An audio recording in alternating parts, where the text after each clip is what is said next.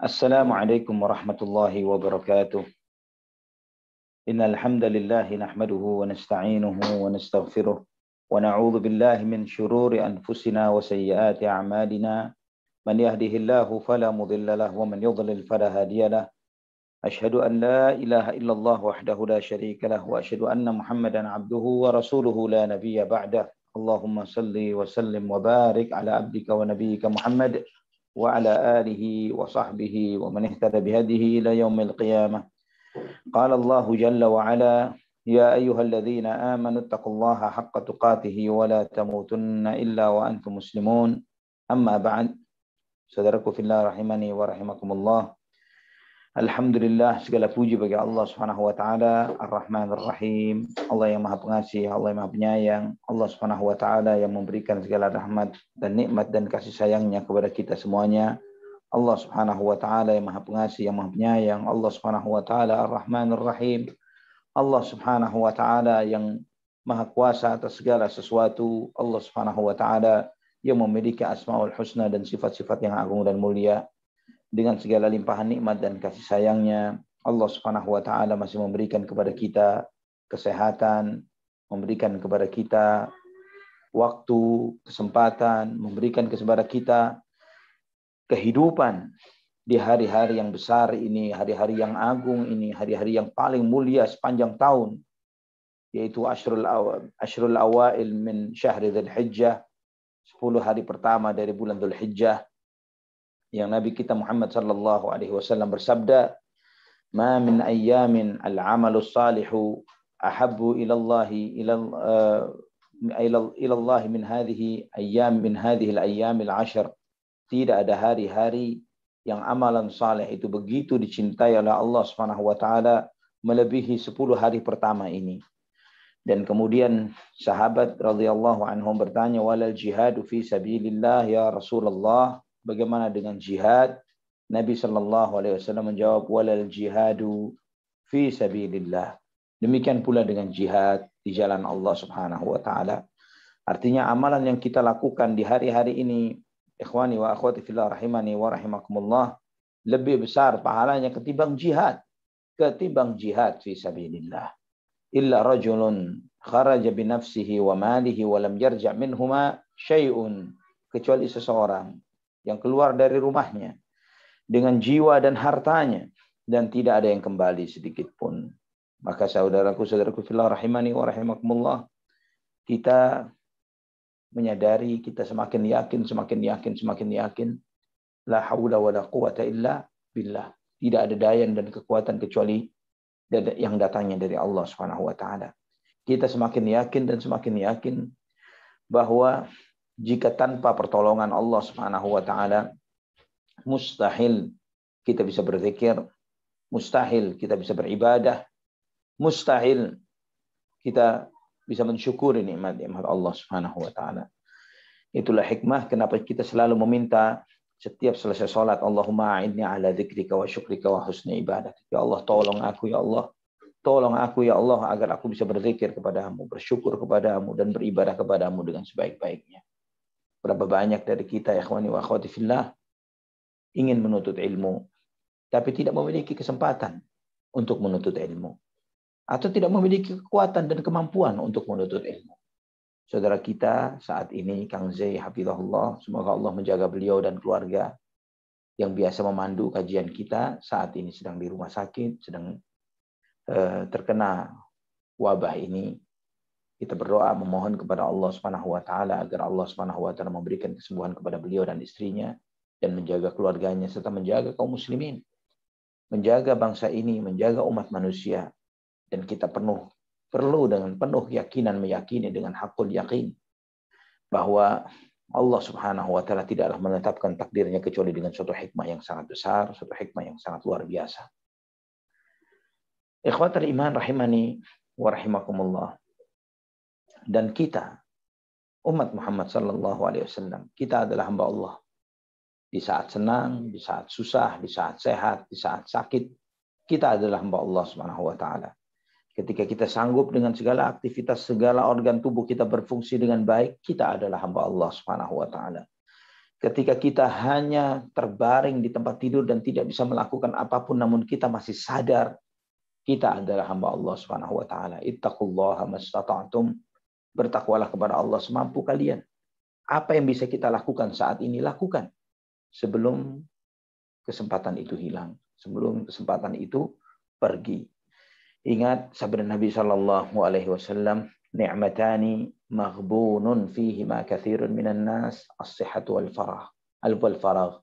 Dua nikmat yang banyak sekali manusia itu tertipu, yaitu tidak memberikan penilaian yang benar terhadap dua nikmat itu, yaitu kesehatan dan waktu luang. Seringkali kita menyanyiakan waktu, sedangkan begitu banyak waktu bisa kita habiskan untuk hal-hal yang positif dan bermanfaat, namun kita habiskan untuk hal-hal yang tidak ada nilainya. Ikhwatal iman, rahimani wa rahimakumullah, setiap kita pasti suatu saat akan kehabisan waktu. Pasti. Karena waktu tidak akan selalu bersama kita. Dan sialnya, kita ini tidak pernah tahu berapa sisa waktu kita. Antum, anak pribadi, tidak pernah tahu. Kita berpacu dengan ajal yang Allah Subhanahu wa taala Allah tentukan bagi masing-masing kita, berpacu dengan ajal. Dan itu dengan adanya wabah ini, dengan kita tidak pernah tahu ada varian-varian baru yang lebih mengerikan lagi, waliyadzubillah, membuat kita ini semakin tidak menyadari, semakin tidak bisa memprediksi kepastian-kepastian hidup untuk diri kita. Maka ikhwani wa akhwati fillah, bergegaslah kita bertaubat kepada Allah Subhanahu wa taala. Bergegaslah kita bertaubat kepada Allah dengan taubatan nasuha dari segala dosa dan maksiat. Jangan anggap remeh setiap dosa, besar maupun kecil. Bergegaslah untuk segera menyelesaikan permasalahan-permasalahan dengan sesama manusia, hamba-hamba Allah Subhanahu wa taala yang kita memiliki tanggungan dengan mereka. Karena jangan sampai kita ditagih di hari yang tidak ada dinar, tidak ada dirham. Yang ada hanyalah hasanat wa sayyiat, pahala maupun dosa. Bergegaslah kita untuk melakukan suatu amalan-amalan, PR-PR, planning kebaikan yang sudah lama kita pendam. Jika antum dahulu merencanakan untuk membangun masjid, saya tidak akan mati kecuali saya ingin membangun masjid atau musola. Segera lakukan sekarang. Walaupun mungkin Ustaz, dananya belum ada. Tarik dari dana orang lain. Ajak saudara-saudara, ajak teman-teman Anda, ajak sahabat-sahabat Anda. Untuk tolong-menolong, untuk saling support satu dengan yang lainnya. Untuk merealisasikan niat baik ini. Karena segala niat baik sudah dinilai pahala oleh Allah Subhanahu wa taala. Dan adalah alangkah baiknya ketika kita memiliki suatu niat tertentu, kemudian Allah Subhanahu wa taala memanggil dan mengambil kita ketika kita sedang merealisasikan niat itu. Walaupun baru prolog, baru muqaddimah, baru rapat-rapat awal. Ikhwatal iman rahimani wa rahimakumullah. Karena kita tidak pernah tahu berapa sisa yang Allah berikan bagi kita semuanya. Jika antum merencanakan, saya ingin sebelum meninggal dunia hafidz Quran, sudah menghafal Al-Quran. Tapi merencanakan dan memulainya belum tentu selalu ketemu. Kita memiliki rencana sudah sekian lama, tapi tidak mulai-mulai. Lebih baik segera mulai menghafal Al-Quran, menghafal sedikit demi sedikit, memurajaah hafalan Quran. Ya, lebih baik kita menghadap Allah Subhanahu wa taala sedang menghafal Quran, walaupun kita belum menghafalnya sama sekali, ketimbang kita tidak sama sekali belum melakukan itu. Ikhwatul iman rahimani wa rahimakumullah. Kita melanjutkan materi kita dari sirah Nabi kita Muhammad sallallahu alaihi wasallam. Kita masih membicarakan tentang Mi'raj Nabi kita Muhammad sallallahu alaihi wasallam, dan kita telah membicarakan tentang bagaimana Nabi sallallahu alaihi wasallam di langit yang ketujuh yang diantarkan oleh malaikat Jibril alaihissalam ke langit yang ketujuh. Kemudian beliau sallallahu alaihi wasallam setelah itu ditunjukkan surga oleh malaikat Jibril alaihissalam. Dan setelah melihat surga, Nabi Shallallahu Alaihi Wasallam menyebutkan dalam hadis yang sahih dalam Sahih Bukhari dan Imam Ahmad bin Hanbal, "Bainama ana asiru fil jannah wa idza ana binaharin hafatahu min dhahab wa majrahu 'ala ad-durri wal yaqut turbatuhu atyabu min al-misk wa ma'uhu ahla min al-'asal wa abyadu min al-thalj." Nabi Shallallahu Alaihi Wasallam bersabda, ketika aku berjalan di surga, aku melihat sebuah sungai yang dikelilingi, dibatasi, ya, pembatas sungai itu yang menjadi tebing yang membatasi sungai itu yang adalah yang terbuat dari emas, min zahab, wa majrahu min ad-durri wal yaqut.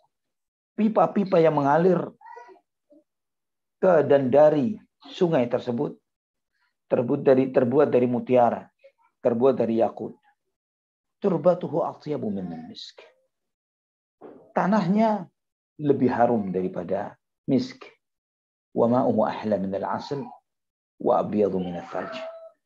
Airnya lebih manis dari madu, lebih putih dari salju. Dalam Sahih Bukhari juga disebutkan Rasulullah sallallahu alaihi wasallam bersabda, "Ataitu ala naharin hafatahu qibabul lu'lu'i mujawwafa." Dalam Sahih Bukhari juga, aku menghampiri sebuah sungai yang ditutupi dengan kubah-kubah yang terbuat dari mutiara yang bulat, mutiara bulat. Kemudian Nabi sallallahu alaihi wasallam bersabda, "Fadarabtu biyadi ila ma yajri fihi al-ma, fa idza miskun azfar." Qultu ma hadha ya Jibril. Kemudian aku menepukkan tanganku di tempat mengalirnya air itu. Dan aku memegang, ternyata bau harum yang luar biasa. Sangat harum, misk yang sangat harum. Aku bertanya, ma hadha ya Jibril? Apa ini ya Jibril? Maka malaikat Jibril alaihissalam berkata, "Hadzal kautsar alladzi a'takahu Allah." Inilah sungai Al-Kautsar yang Allah Subhanahu wa taala berikan kepadamu. Sungai Al-Kautsar yang diberikan kepada Nabi kita Muhammad sallallahu alaihi wasallam. Sungai ini Nabi sallallahu alaihi wasallam menyebutkan dalam riwayat-riwayat yang lain bahwa cangkir-cangkirnya lebih banyak dari bintang-bintang yang ada di langit. Ini menjelaskan tentang jumlah dan menjelaskan juga tentang jernihnya, tentang bersinarnya cangkir-cangkir yang bertebaran yang diletakkan di sisi-sisi sungai-sungai tersebut. Yang Nabi Shallallahu Alaihi Wasallam menyebutkan bahwa umatnya akan minum dari telaga beliau Shallallahu Alaihi Wasallam. Ana faratakum alal haud. Aku mendahului kalian. Aku menunggu kalian di sisi telagaku, kata Nabi Shallallahu Alaihi Wasallam. Dan juga Rasulullah Shallallahu Alaihi Wasallam menyampaikan bahwa nanti umatnya akan digiring untuk minum dari telaga beliau Shallallahu Alaihi Wasallam. Sampai sahabat bertanya, bagaimana engkau mengenali umatmu ya Rasulullah, sedangkan engkau tidak mengenali mereka, engkau sudah wafat. Kemudian Nabi Shallallahu Alaihi Wasallam menyampaikan bahwa umatnya akan bersinar dari bekas wudhunya, dari wajahnya, dari tangan dan kakinya yang bersinar. Dan kemudian Shallallahu Alaihi Wasallam juga Rasulullah Shallallahu Alaihi Wasallam menyampaikan bahwa ada di antara umatnya yang nanti akan digiring, dijauhkan dari telaga beliau. Ketika Nabi Shallallahu Alaihi Wasallam melihat ciri mereka dipanggil ummati, ummati, ummati, ini umatku kemari, ini umatku kemari. Kemudian ada yang mengatakan innaka la tadri madza ahdatsu ma ahdatsu ba'dak. Kamu tidak tahu wahai Muhammad apa yang telah mereka perbuat sesudahmu. Mereka membuat muhdatsat, hal-hal bid'ah yang mereka perbuat sesudahmu. Yang ternyata itu yang menjadi penghalang seseorang untuk minum dari telaga Rasulullah Sallallahu Alaihi Wasallam, sebagaimana dalam Sahih Muslim. Kemudian Nabi Sallallahu Alaihi Wasallam di surga melihat seorang putri, seorang wanita yang sangat cantik, remaja. Nabi Sallallahu Alaihi Wasallam menyampaikan dalam sebuah hadis yang disebutkan oleh Imam Az-Zahabi dalam Syiar Alamin Nubala dengan sanad yang hasan. Syekh Al-Albani rahimahullah menyebutkan isnaduhu sahih, sanadnya sahih dalam silsilah al-ahadits as-sahihah. Melihat seorang wanita yang sangat cantik, seorang remaja, Nabi bersabda, fasa'altuha liman anti wa qad a'jabatni hina ra'aituha. Aku bertanya kepada putri tersebut, kepada remaja itu, kamu siapa? Kamu istri siapa? Karena aku melihat dia wanita yang sangat cantik, kata Nabi Shallallahu Alaihi Wasallam. Maka wanita itu pun, putri itu mengatakan, di Zaid bin Harithah. Aku adalah milik Zaid bin Harithah. Milik Zaid bin Harithah radhiyallahu anhu. Ikhwatal iman rahimani wa rahimakumullah. Dan kemudian Nabi Shallallahu Alaihi Wasallam menyampaikan hal ini kepada Zaid radhiyallahu anhu. Ikhwatal iman rahimani wa rahimakumullah. Antum mengetahui bahwa Zaid adalah budak yang dimerdekakan oleh Nabi Shallallahu Alaihi Wasallam. Namun Allah Subhanahu Wa Taala, Rabb yang kita sembah adalah Rabbun Nas, Rabbul Alamin, Tuhannya manusia, Tuhannya alam semesta. Allah Subhanahu Wa Taala bukan Tuhannya manusia-manusia merdeka saja, bukan Tuhannya orang Arab saja, tapi Tuhannya seluruh umat manusia. Mereka yang beriman dan beramal saleh dan istiqamah, mereka akan mendapatkan kemuliaan. Siapapun mereka. Dan tidak kalah dahsyatnya, Imam Ahmad meriwayatkan dalam musnadnya dengan sanad yang sahih dari Ibnu Abbas radhiyallahu anhuma. Beliau berkata, Lailata usriya binabiyillahi sallallahu alaihi wasallam wa dakhala al-jannah. Di malam Nabi sallallahu alaihi wasallam dijalankan di malam hari Isra dan Mi'raj. Beliau masuk ke dalam surga. Wa dakhala al-jannah wa sami'a fi janibiha wajsan. Nabi sallallahu alaihi wasallam mendengar suara gemerisik langkah kaki. Suara langkah-langkah kaki. Maka Nabi bertanya, ya Jibrilu ma hadza? Ya Jibril, suara siapa ini? Suara langkah kakinya siapa? Hadza Bilalun al-muadzin. Ini suaranya Bilal, muadzin. Muadzinmu ya Rasulullah. Kemudian Nabi Shallallahu Alaihi Wasallam ketika turun bertemu dengan manusia, dengan yang lainnya, beliau Shallallahu Alaihi Wasallam bersabda, qad aflaha Bilal. Bilal telah beruntung. Sebelumnya kita bicara Zaid bin Harithah yang dimerdekakan oleh Nabi Shallallahu Alaihi Wasallam. Sekarang Nabi Shallallahu Alaihi Wasallam berbicara tentang Bilal bin Rabah al-Habashi, seorang dari Afrika, dari Ethiopia. Ikhwatal iman rahimani wa rahimakumullah. Inilah kemuliaan di antara kemuliaan dinul Islam. Islam ini bukan melebihkan Arab dari non-Arab. La fadla li Arabiyyin wala ajamiyyin illa bittaqwa. Tidak ada kelebihan yang Arab dan bukannya Arab. Yang melebihkannya adalah takwa. Inna akramakum indallahi atqakum. Sesungguhnya yang paling mulia di antara kalian di sisi Allah yang paling bertakwa. Ya akhi, maka ini juga semakin memotivasi kita. Walaupun mungkin kita terlahir dari keluarga yang kita tidak pernah tahu dan tidak pernah bisa membanggakan keluarga itu dari silsilah, nasab, dan lain sebagainya. Jangan putus asa. Iman adalah anugerah yang terbesar. Dimudahkan untuk beramal saleh adalah anugerah yang terbesar. Imam Bukhari meriwayatkan dalam sahihnya, juga dari Imam Muslim, dari sahabat Abu Hurairah. Nabi Shallallahu Alaihi Wasallam pernah bersabda, Ya Bilal, hadithni biarja amalin amiltahu indaka fil islami manfaatan.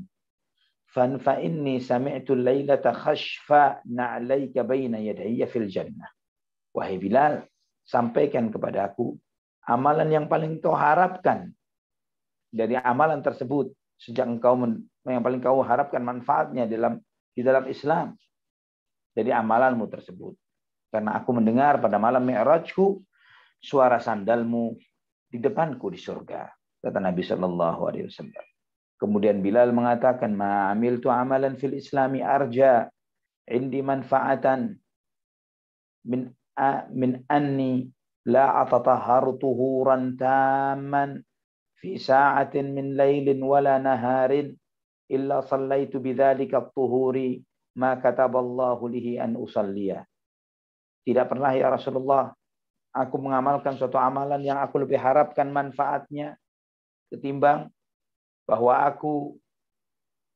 tidaklah aku berwudu dengan wudu yang sempurna kapanpun itu di siang maupun di malam hari, kecuali bersama wudu itu aku melaksanakan sholat yang sebisanya untuk aku bisa melaksanakan sholat. Hadis ini sahih dalam Sahih Bukhari dan Muslim. Ikhwatal iman rahimani wa rahimakumullah. Hadis ini mengandung manfaat, di antaranya keutamaan dan kemuliaan sahabat Bilal bin Rabah radhiyallahu anhu. Dan juga sunnahnya menjaga kesucian tubuh, menjaga kesucian diri. Ya. Dan juga seseorang yang menjaga kesucian dirinya, dia akan dimudahkan dan disegerakan untuk masuk ke dalam surganya Allah Subhanahu wa taala. Karena seorang yang menjaga kesucian dirinya, maka otomatis dia tidak akan tidur kecuali dalam keadaan suci. Dan seseorang sebagaimana dalam hadis asar dalam yang diriwayatkan oleh Imam Al-Baihaqi dalam Syu'abul Iman dari hadis Abdullah bin Amr bin Al-As radhiyallahu an menyebutkan bahwa seseorang yang tidur dalam keadaan bersuci, ruhnya ini naik dan sujud kepada Allah, sujud di bawah arsy Allah Subhanahu wa taala. Dan antum mengetahui bahwa arsy itu di mana? Arsy itu atapnya surga. Arsy itu atapnya surga.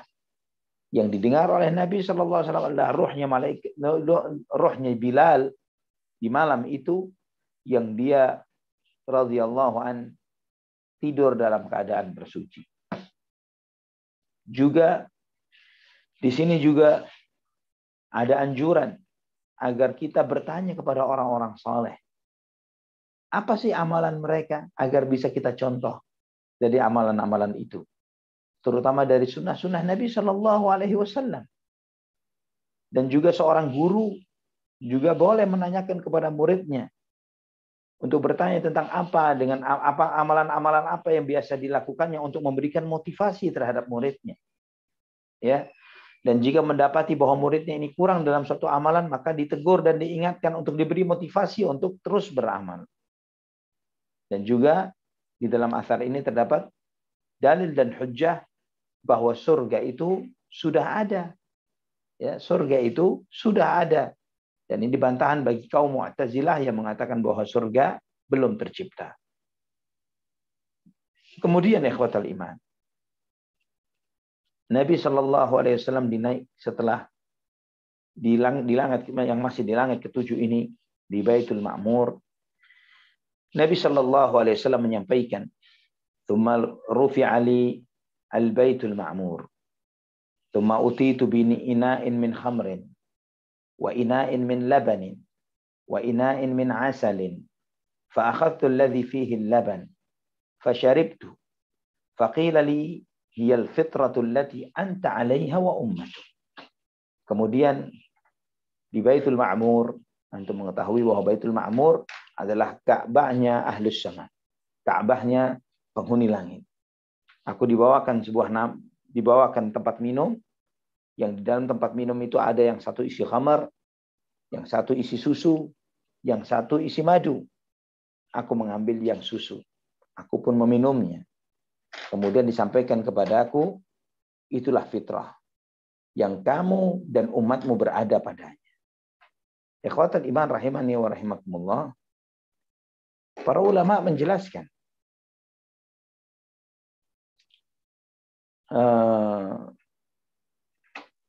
kenapa Nabi Shallallahu Alaihi Wasallam memilih susu, tidak memilih madu. Ya, khamar jelas. Tapi kenapa memilih susu dan tidak memilih madu? Juga karena ikhwatal iman. Susu ini manfaatnya lebih terasa. Menguatkan tulang, menumbuhkan daging, ya, dan juga makanan sekaligus minuman.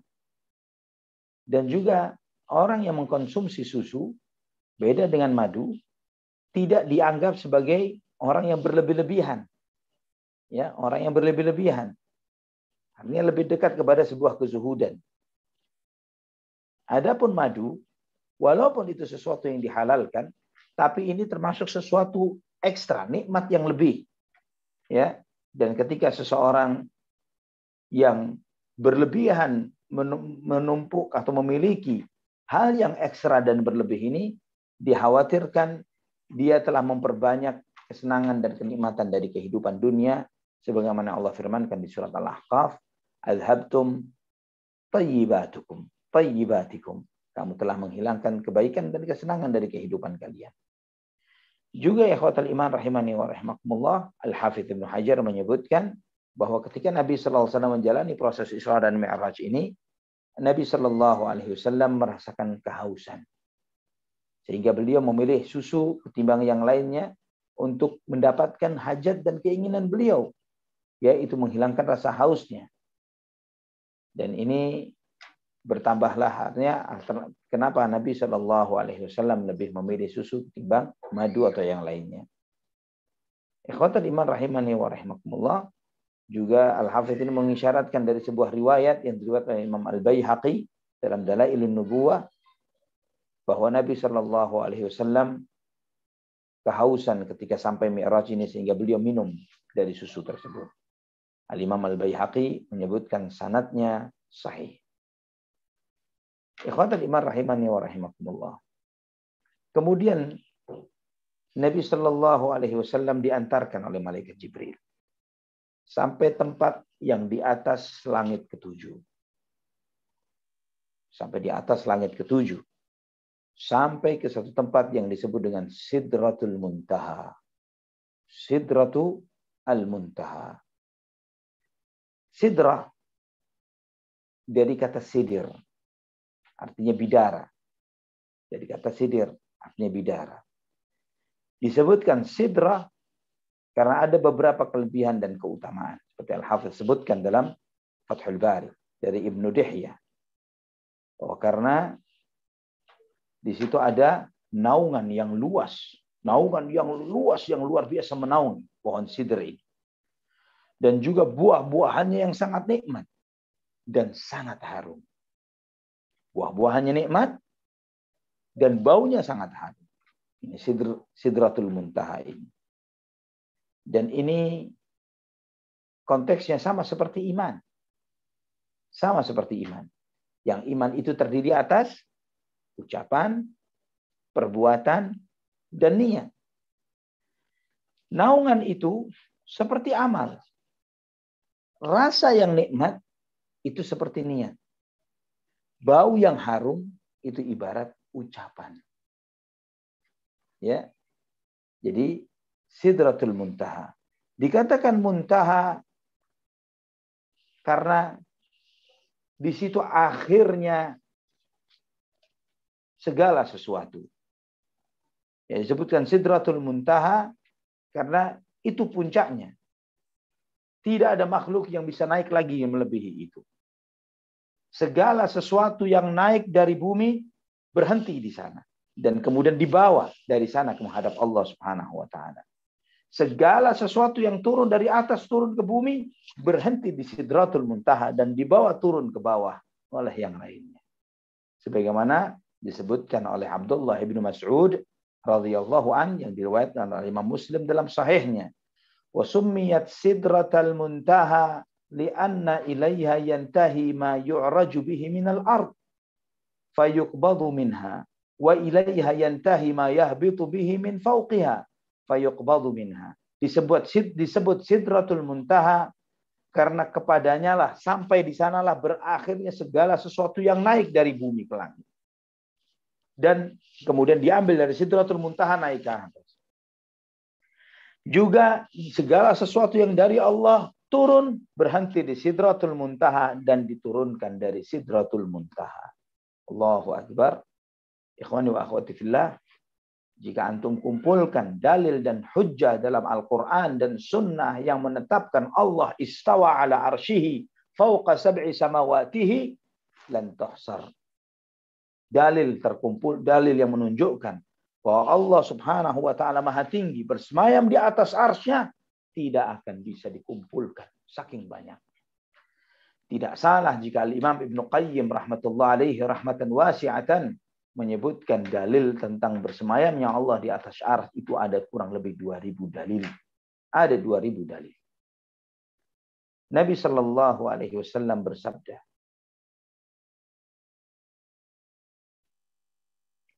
dalam hadis yang sahih dalam Sahih Bukhari, Sahih Muslim dan yang lainnya, "Tsumma rufi'tu ila sidratil muntaha." Kemudian aku dinaikkan di sidratul muntaha. Fa idza nabquha ka'annahu qilalu hajar.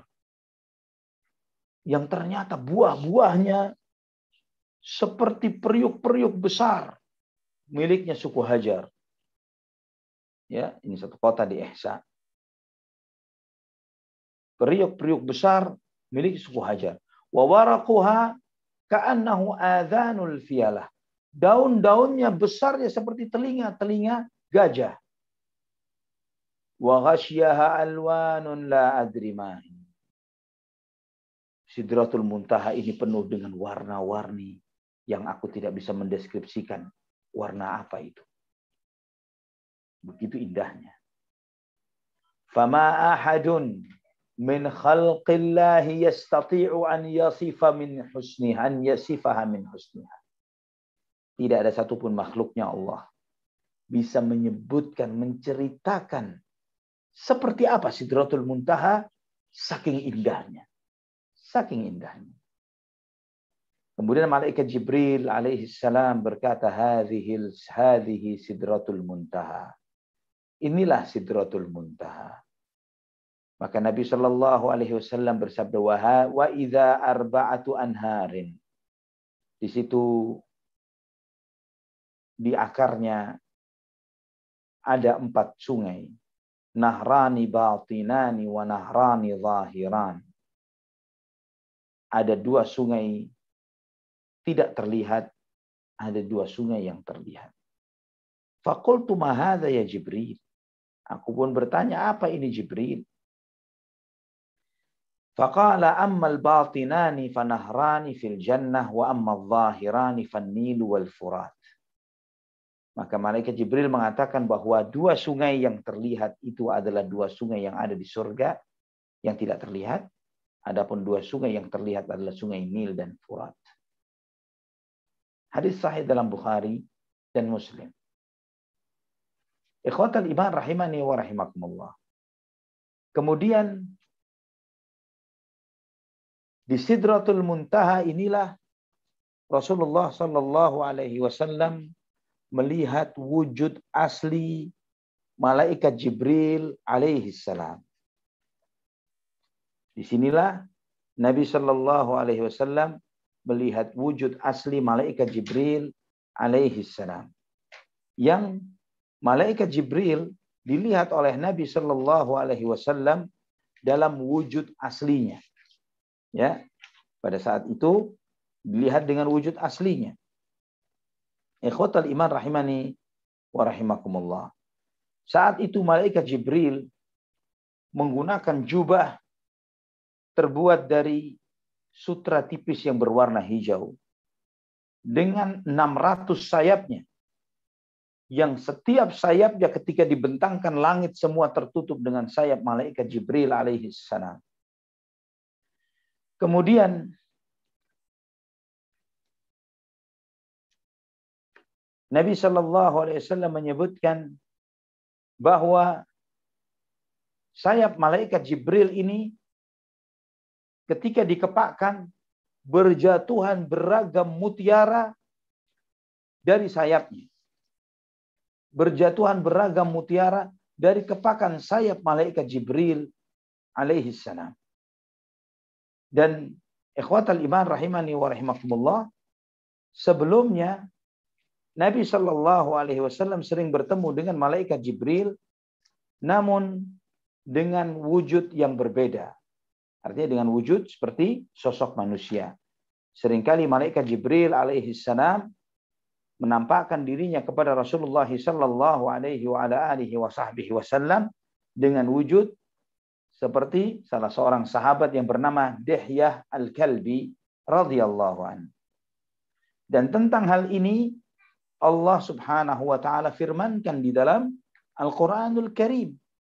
Ya, di dalam surat An-Najm ayat 13 dan seterusnya. Allah Subhanahu wa taala berfirman, "Wa laqad ra'ahu nazlatan ukhra 'inda sidratil muntaha, 'indaha jannatul ma'wa, idh yaghsha as-sidrata ma yaghsha, ma zagha al-basar wa ma tagha, wa laqad ra'a min ayati rabbihil kubra." Ya, dari ayat 13 ini disebutkan oleh Allah Subhanahu wa taala bahwa Nabi sallallahu alaihi wasallam telah melihat malaikat Jibril alaihi salam sekali lagi dengan wujud aslinya pada malam Isra Mi'raj di sisi Sidratul Muntaha, sebuah pohon yang sangat besar di langit ketujuh. Ya. Di sisi pohon itu ada Jannatul Ma'wa, ada surga Ma'wa. Dan saking besarnya sidrah ini, Sidratul Muntaha, meliputi segala apa yang ada, saking besarnya bangunan itu, yang tidak akan ada yang mengetahui besarnya kecuali Allah Subhanahu wa taala. Dan Nabi sallallahu alaihi wasallam tidak melampaui pandangannya, tidak melirik ke kanan dan ke kiri, dan tidak pula menengadahkan kepalanya. Nabi sallallahu alaihi wasallam telah melihat tanda-tanda yang besar pada malam Mi'rajnya yang menunjukkan akan kemahakuasaan Allah Subhanahu wa taala, bahwa beliau sallallahu alaihi wasallam di malam itu Allah tunjukkan surga, Allah tunjukkan neraka, dan yang lainnya. Ikhwatal iman rahimani wa rahimakumullah. Imam Muslim di dalam sahihnya, juga Imam Ahmad di dalam musnadnya meriwayatkan dari Masruq, ketika Masruq berada di sisi Aisyah radhiyallahu anha dan bertanya, "Alaisallahu yaqulu wa laqad ra'ahu bil ufuqil mubin?" Bukankah Allah berfirman, kata Masruq, "Wa laqad ra'ahu bil ufuqil mubin?" Dan sesungguhnya dia telah melihatnya di ufuk yang nyata, di surat At-Takwir. Juga dalam firman-Nya, "Wa laqad ra'ahu nazlatan ukhra." Dan sesungguhnya dia telah melihatnya lagi di tempat yang berbeda.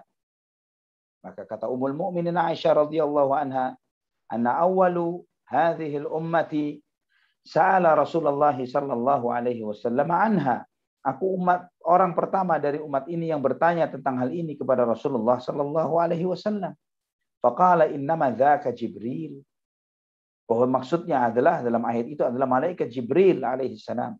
Lam yarahu fi suratihi allati khuliqa 'alaiha illa marratain. Bahwa Nabi sallallahu alaihi wasallam tidak pernah melihat sosok Jibril alaihissalam dalam wujud aslinya kecuali dua kali. Dua kali.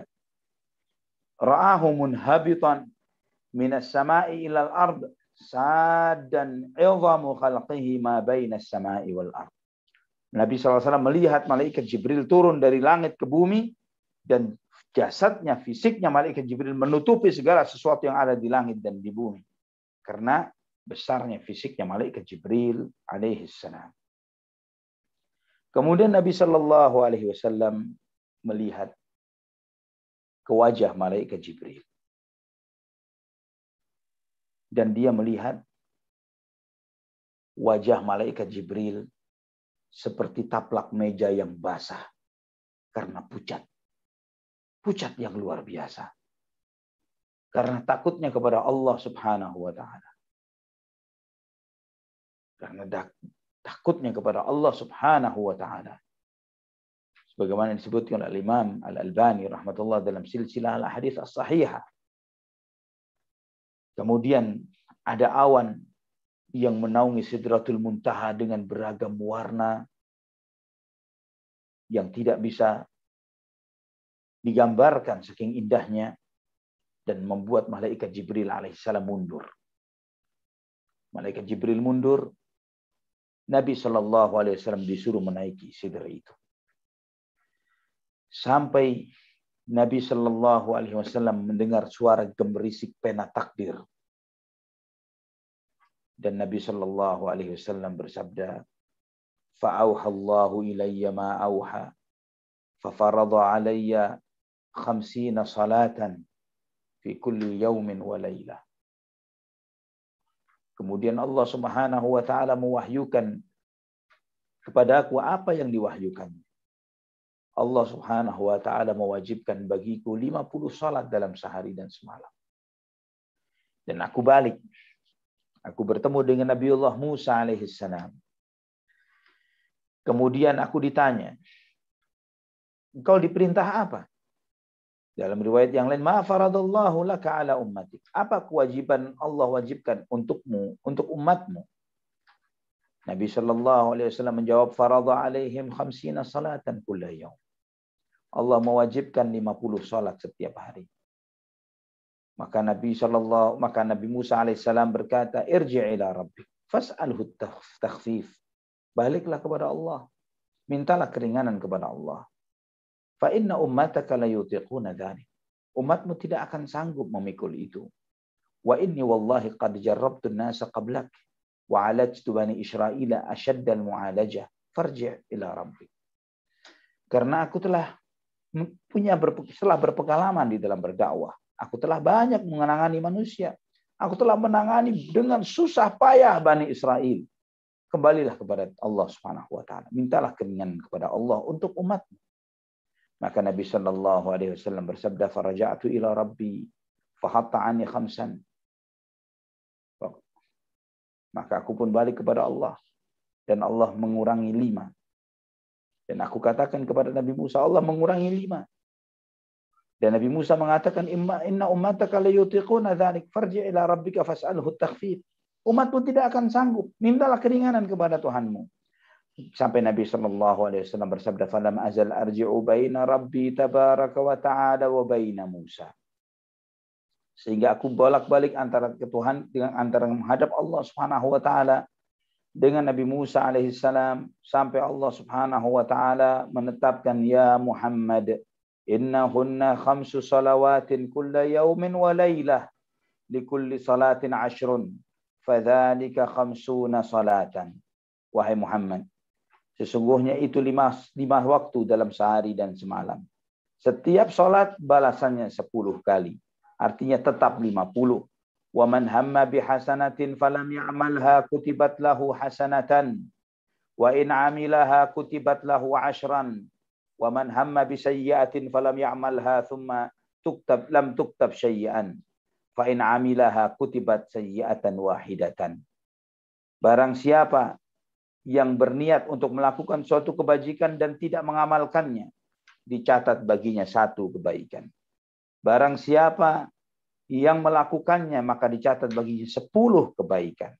Barang siapa yang niat melakukan suatu dosa dan tidak diamalkan, tidak dicatat saat apapun. Dan barang siapa yang mengamalkan dosa tersebut, melakukan dosa yang diniatkannya, dicatat baginya 1 dosa.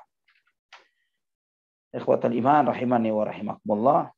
Al-Hafidz Ibnu Hajar ketika menyebutkan riwayat ini, beliau mengatakan, hadza min aqwa mastadalla bihi ala anna Allah tabaraka wa ta'ala kallama nabiyahu Muhammadan sallallahu alaihi wasallam lailatal Isra'i bighairi wasitatin. Ini di antara dalil yang paling kuat yang menunjukkan bahwa Nabi sallallahu alaihi wasallam berbicara dengan Allah secara langsung tanpa perantara. Ini maksudnya menjelaskan tentang benarnya dan sahihnya akidah Ahlus Sunnah tentang kalamullah azza wa jal, bahwa Allah Subhanahu wa taala berfirman dengan suara dan huruf yang didengar dan dipahami oleh siapa yang mendengarnya. Kemudian setelah turun 5 waktu ini, aku bertemu dengan Nabi Musa alaihissalam. Nabi Musa alaihissalam berkata, baliklah kepada Allah, minta keringanan. Maka Nabi Shallallahu Alaihi Wasallam bersabda, qad raja'tu ila rabbi hatta istahyaitu minhu. Aku telah berulang-ulang kembali kepada Tuhanku sampai aku malu padanya. Maka Rasulullah SAW bersabda, falamma jawaztu nadani munadin amdaitu faridati wa khaffaftu an ibadi. Maka setelah aku berjalan melanjutkan perjalananku untuk balik, maka aku mendengar seruan yang menyeru, aku telah tetapkan kewajibanku dan aku ringankan bagi hamba-hambaku. Riwayat ini sahih dalam Bukhari dan Muslim. Ikhwatal iman rahimani wa rahimakumullah. Imam Muslim meriwayatkan dalam sahihnya dari Ibnu Mas'ud radhiyallahu anhu bahwa dalam perjalanan ini Nabi diberikan beberapa hal. Diberikan 3 hal. U'tiyas salawatil khams. Beliau diberi salat 5 waktu. Wa u'tiya khawatima suratil Baqarah. Dan beliau diberi wahyu penutup surat Al-Baqarah. Amanar rasulu bima unzila ilaihi min rabbih wal mu'minuna kullun amana billah, dan seterusnya. Wa ghufira liman lam yusyrik billahi min ummatihi syai'an al-muqhimat. Dan kemudian diampuni bagi beliau, bagi umatnya. Ya, diampuni bagi umat Muhammad sallallahu alaihi wasallam yang tidak menyekutukan Allah dengan sesuatu apapun, yang mereka-mereka yang melakukan dosa-dosa besar. Maksudnya adalah bahwa pelaku dosa besar di bawah kehendak Allah Subhanahu wa taala. Selama tidak berbuat syirik, maka dia di bawah kehendak Allah Subhanahu wa taala. Jika Allah menghendaki diampuni, jika Allah menghendaki Allah mengazabnya. Ikhwatal iman rahimani wa rahimakumullah. Di antara pertanyaan yang sering ditanyakan terkait tentang mi'rajnya Rasulullah sallallahu alaihi wasallam adalah apakah Rasulullah sallallahu alaihi wasallam melihat Allah pada saat itu atau tidak? Ya. Ini kita akan jawab dalam sebuah pembahasan yang cukup lumayan. Namun saya sampaikan beberapa, jika tidak sampai selesai, maka kita akan membahasnya pada pertemuan yang akan datang. Imam Bukhari meriwayatkan dari Masruq yang bertanya kepada Ummul Mukminin Aisyah radhiyallahu anha, "Ya ummatah, hal ra'a Muhammadun sallallahu alaihi wasallam rabbah?" Wahai ibuku, wahai ibu kami, wahai ummahatul mukminin, wahai ummul mukminin, apakah Nabi Muhammad sallallahu alaihi wasallam melihat Tuhannya, melihat Allah Subhanahu wa taala ketika Mi'raj? Jawaban Ummul Mukminin Aisyah, "Laqad qaffa sya'ri mimma qulta." Merinding aku dengan apa yang kamu tanyakan, kata Ummul Mukminin Aisyah. Aina anta min thalathin man haddatsakunna man haddatsakahunna faqad kadzab. Kamu harus memahami ada 3 hal. Barang siapa yang membicarakan kepadamu tentang salah satu dari 3 hal, dia telah berbohong. Man haddatsaka anna Muhammadan sallallahu alaihi wasallam ra'a rabbah faqad kadzab. Barang siapa yang berbicara kepadamu mengatakan Nabi Muhammad sallallahu alaihi wasallam melihat Tuhannya, dia berbohong. Kemudian Ummul Mukminin membacakan firman Allah dalam surat Al-An'am ayat 103, la tudrikuhul absar wa huwa yudrikul absar wa huwal latiful khabir. Allah Subhanahu wa taala tidak bisa dijangkau dengan pandangan mata. Allah yang menguasai, yang menjangkau seluruh pandangan manusia, pandangan makhluknya, dan Allah Maha halus dan Maha mengetahui. Juga membacakan firman Allah dalam surat Asy-Syura ayat 51, wa ma kana li basyarin an yukallimahu Allahu illa wahyan aw min wara'i hijab. Tidak akan mungkin seorang manusia berbicara dengan Allah kecuali dengan wahyu atau dari balik hijab. Wahyu melalui perantara malaikat Jibril atau berada di balik hijab. Ini yang pertama. Wa man haddatsaka annahu ya'lamu ma fi ghadin faqad kadzab. Barang siapa yang mengatakan kepadamu bahwa Nabi Muhammad sallallahu alaihi wasallam mengetahui apa yang bakal terjadi besok, maka dia adalah pendusta. Kemudian Ummul Mukminin membacakan firman Allah dalam surat Luqman ayat 34, "Wa ma tadri nafsum madza taksibu ghada." Tidak ada satu jiwa pun yang tahu apa yang diperbuat besok. Kemudian Ummul Mukminin Aisyah mengucapkan yang ketiga, "Wa man haddatsaka annahu sallallahu alaihi wasallam katama faqad kadzab." Barang siapa yang mengatakan kepadamu bahwa Nabi sallallahu alaihi wasallam menyembunyikan sesuatu dari risalah Allah, dia berdusta, dia berbohong. Allah Subhanahu wa taala berfirman dalam surat Al-Maidah ayat 67 yang dibacakan oleh Ummul Mukminin, "Ya ayyuhar rasul balligh ma unzila ilaika min rabbik." Wahai Rasul, sampaikan apa yang diturunkan kepadamu dari Tuhanmu. Ini menunjukkan bahwa Ummul Mukminin radhiyallahu anha mengingkari tentang apakah Nabi SAW melihat Allah atau tidak. Dan tidak ada satu dalil pun yang menunjukkan bahwa Ummul Mukminin mengingkari peristiwa Mi'raj seperti yang tersebar di sebagian masyarakat yang dikutip oleh seorang kiai yang katanya cukup terkenal dan cukup alim katanya, ya, tapi mengingkari, mengatakan bahwa meyakini Mi'raj ini tidak wajib. Sedangkan diriwayatkan oleh Bukhari, Muslim dan yang lainnya dan dijadikan hujjah dan dalil akan banyak hal termasuk diwajibkannya salat 5 waktu. Namun inilah zaman fitnah, ikhwani wa akhwati fillah rahimani wa rahimakumullah. Ketika manusia mengembalikan urusan agama bukan kepada Quran dan Sunnah, namun mengembalikannya kepada akal dan perasaan. Sehingga apa yang sesuai dengan akal dan perasaannya diterima. Yang tidak sesuai dengan akal dan perasaannya mereka tolak. Sedangkan Al-Quran itu tidak berdasarkan akal A, B, C. Karena akal itu tidak memiliki standar. Apalagi perasaan. Akal ana berbeda dengan akal antum, akal kita berbeda dengan akal generasi sebelum kita, akal kita berbeda dengan generasi sudah kita, terus demikian akan terus mengalami update dan update. Tapi tidak dengan Quran dan Sunnah Nabi Sallallahu Alaihi Wasallam. Juga dalam Sahih Bukhari dan Muslim juga dari Abdullah bin Mas'ud ketika menafsirkan firman Allah dalam surat An-Najm ayat 9.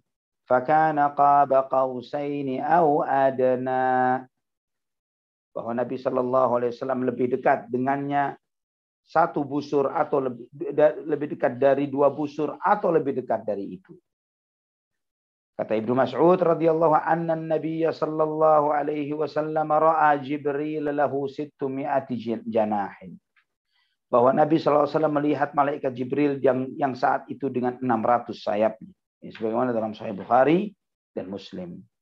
Juga riwayat Abu Dzar dari Ibnu Mas'ud radhiyallahu, riwayat Abu Dzar ketika beliau bertanya kepada Rasulullah sallallahu alaihi wasallam, "Sa'altu Rasulullah sallallahu alaihi wasallam, hal ra'aita rabbak?" Ya Rasulullah, apakah engkau melihat Tuhanmu? Qala nurun anna arahu. Nabi sallallahu alaihi wasallam bersabda, cahaya yang terang benderang, bagaimana aku melihatnya? Dalam Sahih Muslim. Juga dalam Sahih Muslim dari hadis Abdullah bin Abbas radhiyallahu anhuma ketika menafsirkan ma kadzabal fuadu ma ra'a, hatinya Muhammad tidak berbohong terhadap apa yang dilihatnya, dan juga terkait tentang yaitu dalam surat An-Najm ayat 11, juga surat An-Najm ayat 13, wa laqad ra'ahu nazlatan ukhra, dan sesungguhnya Muhammad telah melihatnya di posisi yang berbeda di tempat yang lain. Bahwa Ibnu Abbas radhiyallahu anhu menafsirkan dengan ra'ahu bi fuadihi marratain. Ya, dalam Sahih Muslim bahwa Nabi Muhammad sallallahu alaihi wasallam melihat Tuhannya dengan hatinya 2 kali. Ikhwatal iman rahimani wa rahimakumullah. Al-Imam Al-Baihaqi menyebutkan bahwa dalam hadis syarik terdapat ziyadah, terdapat tambahan riwayat yang dia bersendirian di dalam menyebutkan riwayat itu. Yaitu tambahan yang mengatakan bahwa Allah yang maha kuasa mendekat kepada Nabi Shallallahu Alaihi Wasallam lebih dekat dari 2 busur panah atau lebih dekat dari itu. Dan ini pendapat yang riwayat yang menyimpang, yang menyeleneh dari riwayat-riwayat yang mutawatir, yang lebih banyak dari itu. Nah, mereka yang mengatakan bahwa Rasulullah Shallallahu Alaihi Wasallam melihat Tuhannya berdalilkan dengan asar dari Ibnu Abbas ini, yang mengatakan tidak melihat Tuhannya berdalilkan dengan perkataan Ummul Mukminin Aisyah, Ibnu Mas'ud, Abu Hurairah radhiyallahu anhum ajma'in, yang menegaskan bahwa Rasulullah SAW tidak melihat Allah tapi melihat malaikat Jibril alaihissalam, dan itu pendapat yang sahih. Namun ikhwatal iman, ya, kita perlu melihat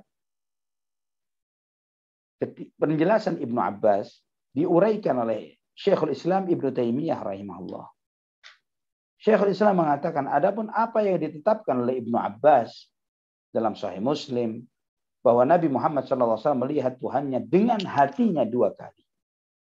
Juga Aisyah yang mengingkari orang yang mengatakan bahwa Rasulullah SAW melihat Tuhannya, ini adalah pendapat yang sama, bukan berbeda.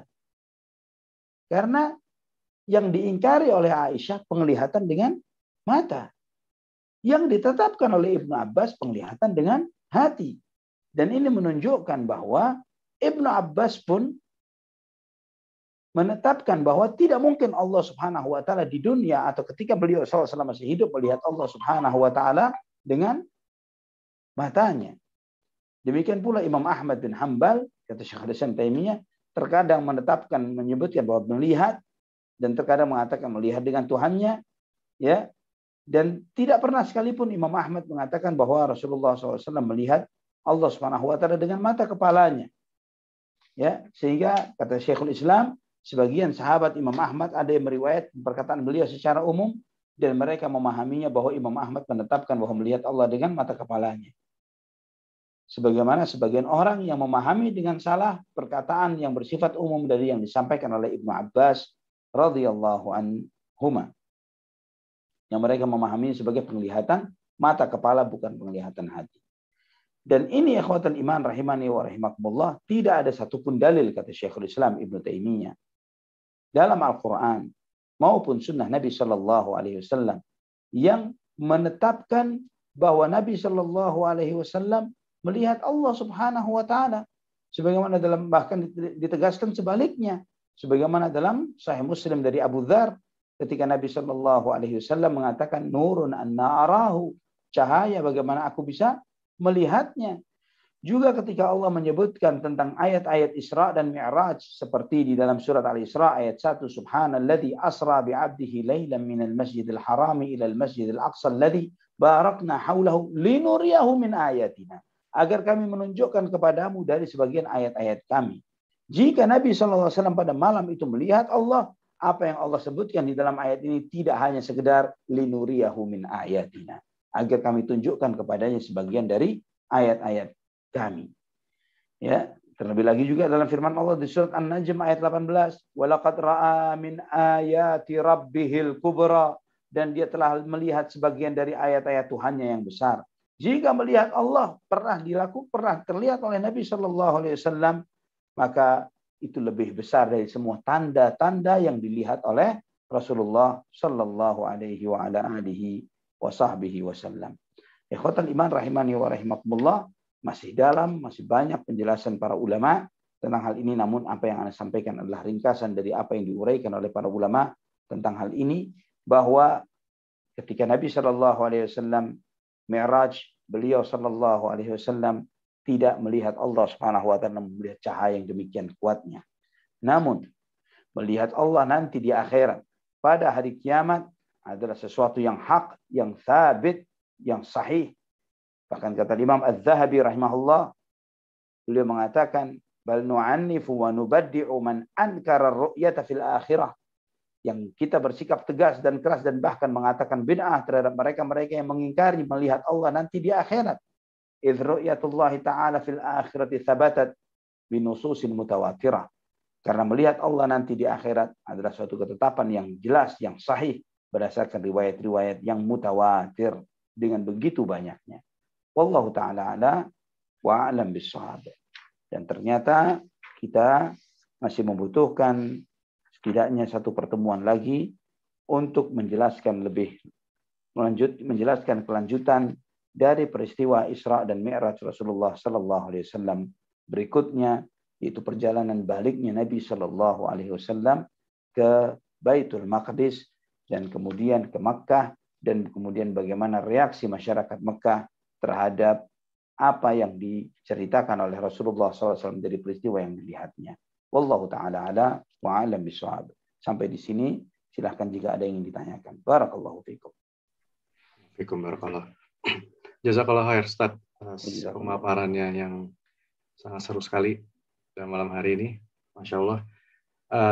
Selanjutnya kita akan masuk ke sesi tanya jawab. Tafadhol bagi jamaah yang ingin bertanya langsung, khususnya Ikhwan, jika ingin bertanya langsung dapat menekan tombol raise hand yang ada di aplikasi Zoom-nya. Nanti pertanyaan bisa langsung ditanyakan kepada Al-Ustadzuna Ali Hasan Bawazir Hafizahullah Ta'ala. Selanjutnya Untuk yang ingin bertanya melalui WhatsApp bisa ke nomor 081 222 723 457. Tapi Ustadz, ini sudah ada pertanyaan dari WhatsApp. Nah, dari Akhi Ahmad di Bandung. Bismillah, semoga Ustazuna Ali Hasan Bawazir, Hafizallahu Ta'ala, dan keluarga, serta kita semua selalu dalam lindungan Allah Subhanahu Wa Ta'ala. ya, Izin bertanya, saat Rasulullah menerima perintah sholat dari Allah Subhanahu Wa Ta'ala, saat itu Rasul menerima perintah tersebut di arsy Allah Subhanahu Wa Ta'ala atau di mana, Ustaz? Mohon penjelasannya. Jazakallah khair. Nah, Nabi Shallallahu Alaihi Wasallam disebutkan dalam riwayat ini, Nabi SAW tidak menetapkan bahwa beliau di arsy atau di mana, tapi Nabi SAW sampai beliau mendengar suara gemerisik dari pena takdir yang itu adanya di samping arsy Allah Subhanahu Wa Taala. Ya mungkin di arsy, mungkin di bawah itu, kita tidak pernah tahu. Hanya apa yang ditetapkan oleh beliau SAW dalam riwayat-riwayat yang sahih itu yang kita sampaikan, dan kita tidak melebihi dari apa yang disampaikan oleh beliau sallallahu alaihi wa alihi wa sahbihi wasallam. Wallahu a'lam bishawab. Baik, barakallahu fikum. Pertanyaan selanjutnya, bismillah, jazakallahu khair atas ilmunya Ustazi, barakallahu fikum. Perintah sholat pada awal 50 tahun, pada awalnya 50 waktu. Kemudian berkurang hingga menjadi 5 waktu. Padahal Allah Subhanahu Wa Ta'ala pasti tahu bahwa perintah sholat pada akhirnya adalah 5 waktu. Betul. Apa hikmah yang bisa kita petik dari peristiwa tentang berkurangnya perintah sholat dari 50 waktu hingga menjadi 5 waktu? Jazakallah khair. Wa jazakumullahu khairan. Ana dari dahulu seringkali bertafakkur, memikirkan tentang apa hikmahnya Nabi Musa alaihissalam. Kenapa Nabi Musa?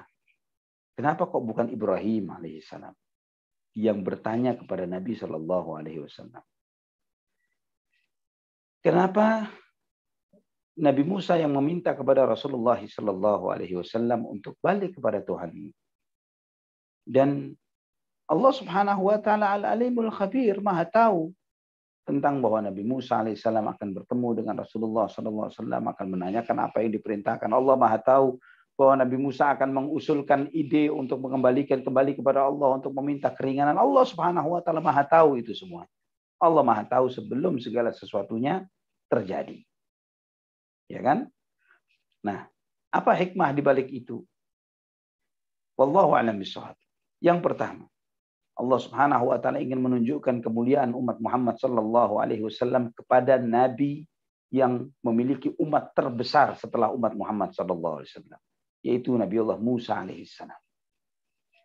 Di antara hikmahnya yang lain, wallahu a'lamu bishawab, bahwa Nabiullah Musa alaihissalam di antara nabi yang memiliki keserupaan ya dengan Nabi Muhammad Sallallahu Alaihi Wasallam di dalam banyak hal, di dalam dakwahnya, di dalam kepenatan di dalam berdakwah, di dalam ujian-ujian dalam dakwah, Nabi Sallallahu Alaihi Wasallam menghadapi seperti apa yang dihadapi oleh Nabi Musa alaihissalam. Juga Allah Subhanahu Wa Taala ingin menunjukkan kemuliaan umat Nabi Muhammad Sallallahu Alaihi Wasallam kepada Nabi Musa alaihissalam. Bagaimana seorang umat dari umat-umat Nabi terakhir, dari Nabi yang paling terakhir, yaitu umat Muhammad Sallallahu Alaihi Wasallam, diberi kewajiban lebih banyak dari umatnya, namun masih bisa menjalankan amanah ini dengan baik. Tidak sedikit dari umat Muhammad Sallallahu Alaihi Wasallam istiqamah menjalankan salat 5 waktu. Sedangkan umatnya Nabi Musa alaihissalam diberi amanah lebih ringan dari itu, dan mereka tidak sanggup melakukannya. Dan dari situ Nabi Musa alaihissalam bisa memaklumi akan besar dan mulianya umat Muhammad Sallallahu Alaihi Wasallam. Dan juga untuk menunjukkan kemuliaan yang besar juga yang Allah tunjukkan kepada Nabi Musa alaihissalam, kepada Nabi Muhammad Sallallahu Alaihi Wasallam, dan juga kepada umat ini, yaitu apa? Ketetapan Allah tidak berubah. Salat tetap ditetapkan 5 waktu dengan pahala 50. Ya, Allah, aku telah tetapkan ketetapanku bahwa 5 waktu itu untuk 50. Al-hasanatu bi'asyri amsalihha. Satu kebaikan akan dilipat gandakan menjadi 10 kali lipatnya. Itu yang Allah, di antara hikmah yang Allah Subhanahu wa taala tunjukkan dari peristiwa ini. Wallahu a'lamu bishawab. Jazakallah khair, Ustaz. Jazakallah khair. Selanjutnya ada Pak Chef Mushawan. Tafadhol untuk bertanya langsung. Assalamualaikum warahmatullahi wabarakatuh, Ustaz. Waalaikumsalam warahmatullahi wabarakatuh. Dari Cilegon, Ustaz. Hayyakumullah, kaifa haluk ya akhi? Alhamdulillah khair. Ustaz, yang pertama adalah pertanyaan tentang sifat buraq yang dikendarai oleh Rasulullah bersama malaikat Jibril. Mungkin bisa disampaikan seperti apa.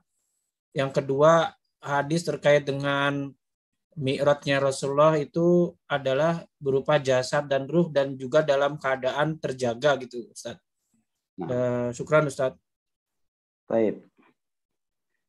Sifat buraq di awal kajian tentang hal ini telah dijelaskan bahwa besarnya lebih kecil sedikit dari kuda, lebih besar dari bagal. Buraq ini agak tinggi posturnya sehingga Nabi Shallallahu Alaihi Wasallam agak susah untuk menaikinya, sehingga sempat diingatkan oleh malaikat Jibril untuk kepada buraq tersebut bahwa yang menaikinya adalah Sayyidul Anbiya'i wal Mursalin, pemimpin para nabi dan para rasul. Dan buraq ini setiap hentakan langkah kakinya sejauh mata dia memandang. Sejauh mata dia memandang. Dan buraq ini bukan hanya sekedar kendaraan Rasulullah Sallallahu Alaihi Wasallam, tapi kendaraan para nabi. Ya, sehingga jika antum nanti membaca detail dari kisah-kisah para nabi-nabi terdahulu tentang kisah Nabiullah Ibrahim alaihissalam yang meninggalkan Hajar dan putranya di tanah Mekah, ya, jauh dari Nabi Ibrahim. Tapi Nabi Ibrahim beberapa kali mengunjungi istri dan anaknya. Jadi dijelaskan dalam kitab-kitab sirah, kitab-kitab sejarah bahwa Nabi Ibrahim alaihissalam menunggangi buraq tersebut. Ya, menunggangi buraq untuk berkunjung ke keluarganya yang jauh, tinggal di tempat yang jauh dari beliau. Adapun cerita buraq yang katanya digambarkan oleh sebagian riwayat yang katanya kepalanya seperti wanita dan lain sebagainya, ini adalah khurafat, kebohongan yang tidak memiliki dalil sama sekali.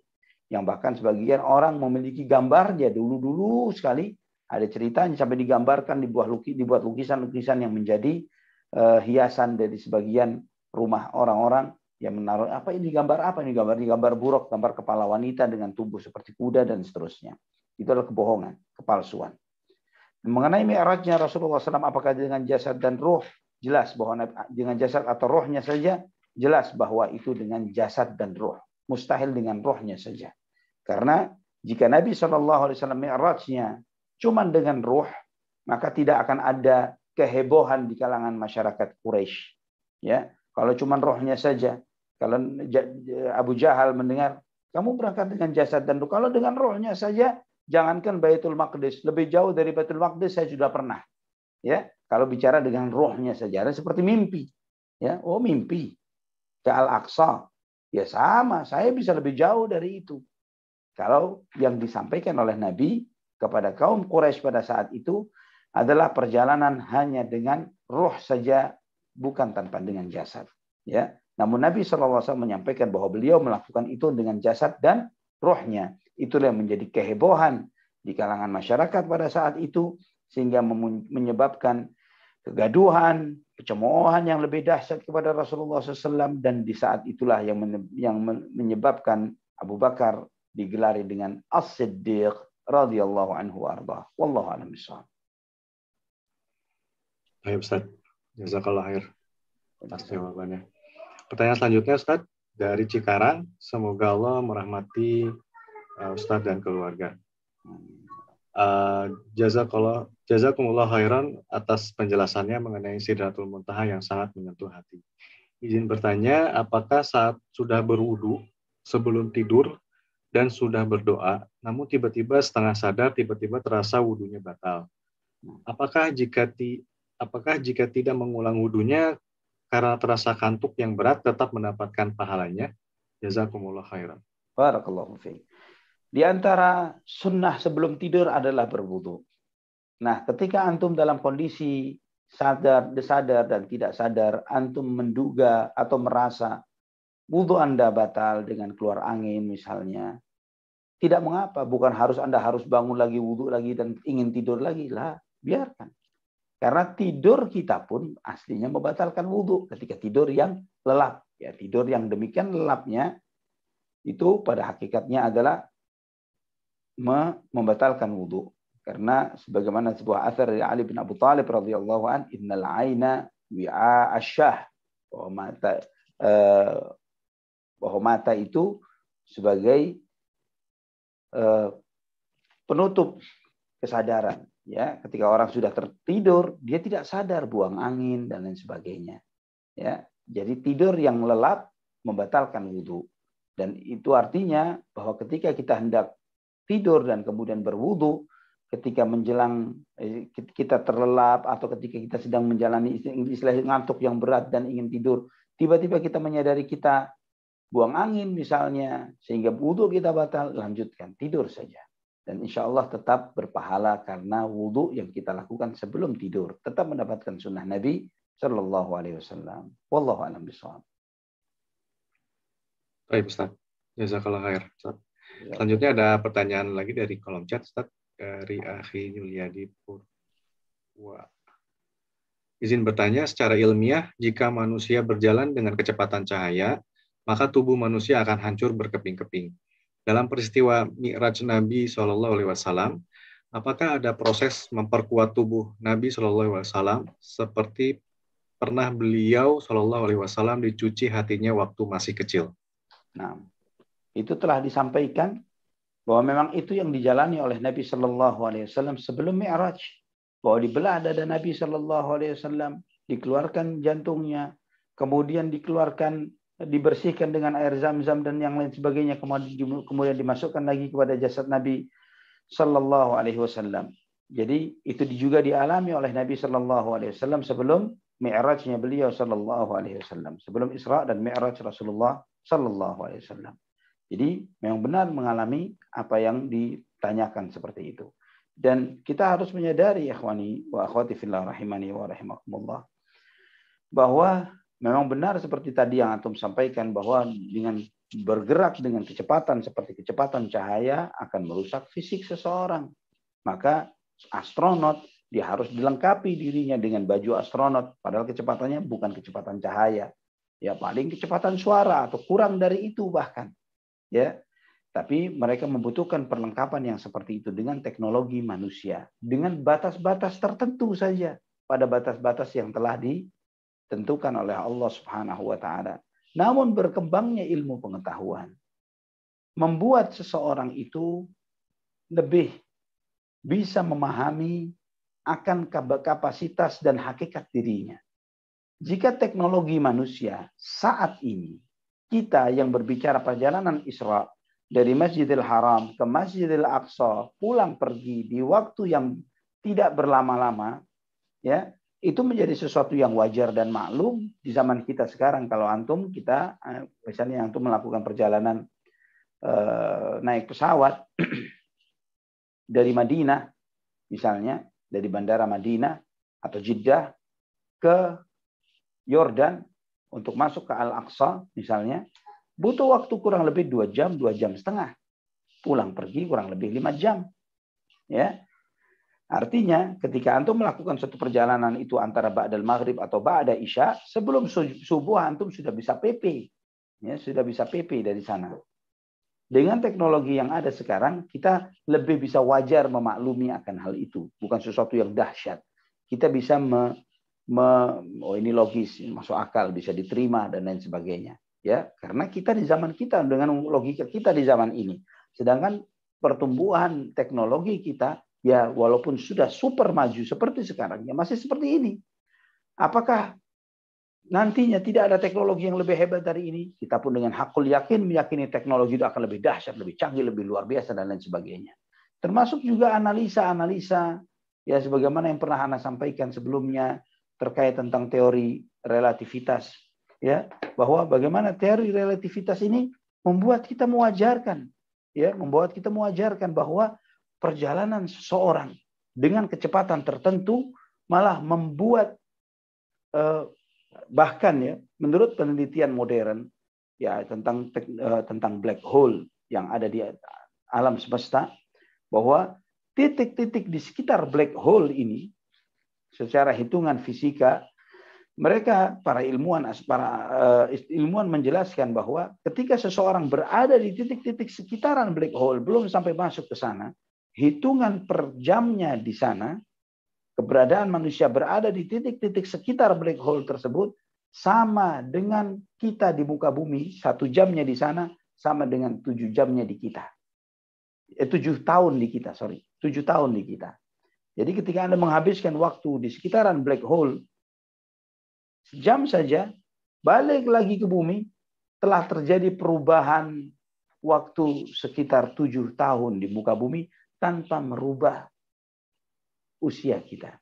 Ya, kita tidak berubah usianya, namun penduduk bumi telah mengalami perubahan proses selama 7 tahun. Ini menurut hitungan fisika modern saat ini. Ya, mungkin sebagian antum mungkin pernah mendengar, tapi apa yang Anda sampaikan silahkan browsing sendiri. Ya, itu termasuk sesuatu yang sangat diamini oleh para ilmuwan yang mendalami tentang tata surya, tentang antariksa dan lain sebagainya. Mereka mendalami tentang hal ini. Namun, ikhwatal iman, ini kapasitas batasan ilmu manusia yang segini, yang seperti ini. Bagaimana dengan kuasa Allah Subhanahu wa taala? Bagaimana dengan teknologi Allah Subhanahu wa taala, Al-Alimul Khabir, yang Maha mengetahui, yang dikatakan Maha mengetahui, ilmunya Allah tidak ada pembaharuan. Dari belum tahu menjadi lebih tahu, kemudian belajar lagi menjadi lebih tahu, kemudian belajar lagi menjadi lebih tahu. Tidak. Puncak ilmu pengetahuan sudah diketahui oleh Allah Subhanahu wa taala sebelum segala ilmu pengetahuan menurut versi manusia diketahui. Yang kita tidak akan sampai kepada hakikat pemahaman akan hal ilmunya Allah Subhanahu wa taala kecuali apa yang Allah bukakan bagi kita. Wallahu a'lam bishawab. Masya Allah. Jazakallah khair Ustaz atas penjelasannya. Mungkin ini pertanyaan terakhir tadi Ustaz. Ada kata-kata terakhir mungkin nasihat bagi kami. Nah, ikhwatal iman rahimani wa rahimakumullah. Sepertinya pertemuan kita berikutnya masih membahas tentang Isra dan Mi'raj Rasulullah Sallallahu Alaihi Wasallam, karena masih ada beberapa peristiwa yang dijalani oleh Rasulullah Sallallahu Alaihi Wasallam dalam peristiwa tersebut, termasuk juga kita insya Allah berusaha untuk mengeksplorasi tentang hikmah-hikmah apa dari perjalanan Rasulullah Sallallahu Alaihi Wasallam di malam ini, ya. Dan ini ikhwani wa akhwati fillah, perjalanan Isra dan Mi'raj termasuk khasais, keutamaan Rasulullah sallallahu alaihi wasallam dari seluruh nabi dan seluruh rasul. Jika di antara nabi yang dimuliakan oleh Allah Subhanahu wa taala, Nabiullah Musa alaihi salam, Allah Subhanahu wa taala muliakan beliau dengan wa kallamallahu Musa taklima. Allah berfirman secara langsung kepada Nabi Musa, dan itu terjadi di bumi. Sedangkan Nabi kita Muhammad sallallahu alaihi wasallam, Allah berbicara dengan langsung kepada beliau sallallahu alaihi wasallam di Sidratul Muntaha, di tempat yang tertinggi. Di tempat yang tertinggi. Dan ini menunjukkan kemuliaan Nabi kita Muhammad sallallahu alaihi wasallam melebihi para nabi dan para rasul yang lainnya. Dan yakini dengan penuh keyakinan ya ikhwatal iman, bahwa jika mungkin ada muncul sebagian di antara kita kebimbangan, keraguan, ketidakjelasan dan yang lain sebagainya, namun berita yang disampaikan dari As-Sadiqul Amin, As-Sadiqul Masduq, orang yang jujur, yang sangat bisa dipercaya, yang dipercaya oleh Allah Subhanahu wa taala, yang ada dari langit, yang ada di langit, yang mempercayakan wahyu dan firman-Nya kepada beliau sallallahu alaihi wa ala alihi wa sahbihi wasallam, yakini setiap bertambah zaman dan waktu akan semakin terbuka kebenaran risalah Muhammad sallallahu alaihi wasallam. Semakin bertambah umur Anda, semakin Anda akan mengetahui kebenaran Nabi Muhammad SAW. Dan setiap apa yang terjadi di alam semesta akan sesuai dengan apa yang disampaikan oleh Muhammad bin Abdullah SAW. baik berupa wahyu yang beliau sampaikan dari ayat-ayat Al-Quran dari Allah Subhanahu wa Ta'ala, atau dari sabda-sabda Rasulullah Sallallahu Alaihi Wasallam. Semoga setiap pembelajaran, setiap ilmu yang kita pelajari menambahkan keyakinan bagi kita, menambah thiqah kita kepada beliau Sallallahu Alaihi Wasallam, menambah kuat iman kita kepada beliau Sallallahu Alaihi Wasallam, menambah kuat tasdik kita kepada beliau Sallallahu Alaihi Wasallam, dan kita memohon meminta kepada Allah Subhanahu wa Ta'ala agar kita ditetapkan bersama para siddiqin, orang-orang yang benar, yang membenarkan kebenaran risalah Muhammad sallallahu alaihi wasallam, bersama Abu Bakar As-Siddiq radhiyallahu an dan para sahabat yang lainnya. Sampai di sini dulu kajian kita, ikhwani wa akhwati fillah. Kita cukupkan dengan doa kafaratul majlis. Subhanakallahumma bihamdik, asyhadu an la ilaha illa anta astaghfiruka wa atubu ilaik. Wassalamualaikum warahmatullahi wabarakatuh. Waalaikumsalam warahmatullahi wabarakatuh. Jazakallah khair Ustaz.